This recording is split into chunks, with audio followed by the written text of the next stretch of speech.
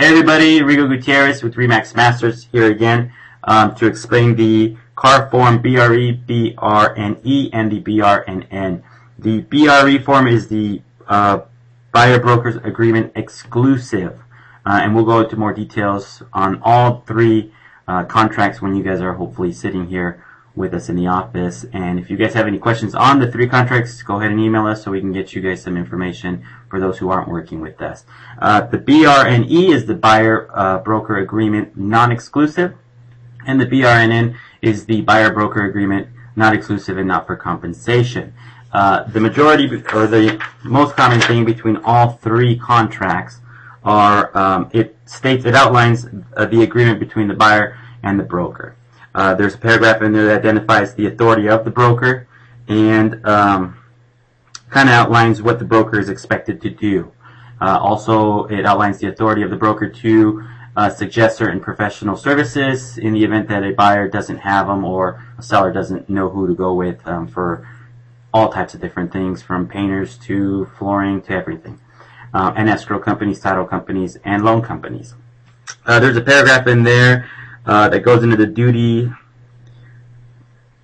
of ours as the brokers or the agents to deliver any material items from escrow, being escrow instructions to title prelims, all that stuff, all the good stuff, disclosures and things. It also goes in and discusses that we don't, as a brokerage, especially on the buyer side, we don't guarantee the property's condition, and we don't go in and measure and take measurements for the square footage and all that. It's not a guarantee by us. It's one of actually the jobs of our buyers, which we can definitely assist in, but it's something that we definitely don't have to do and go and measure a property.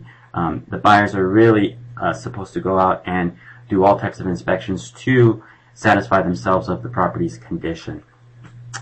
There's also a paragraph in there that identifies the responsibility of the buyer to designate what escrow company they like to use, title company, in the event that we have those options, especially with today's market.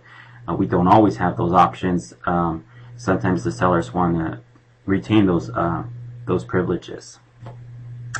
There's also a paragraph in all of these three that goes into a 2-year time frame for buyers to bring forward any legal claims against a brokerage for breach of the contract that we are entering into, and that is finding a property or negotiating a property. And they have a 2-year time frame from the close of escrow. This also establishes the agreement between the buyer and the broker, and it can't be modified unless in writing.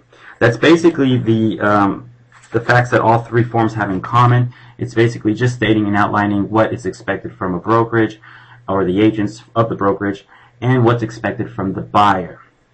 And if you guys have any questions on the obviously the other three forms, feel free to email us. And for our clients, like I said, you'll most likely be explained the three forms and how they work and what they basically describe on what we would do for the three different forms.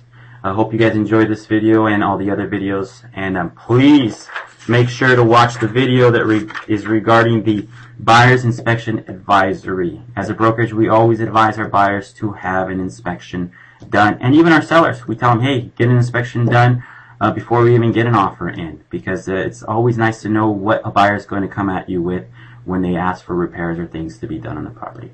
Alright guys, thanks for watching.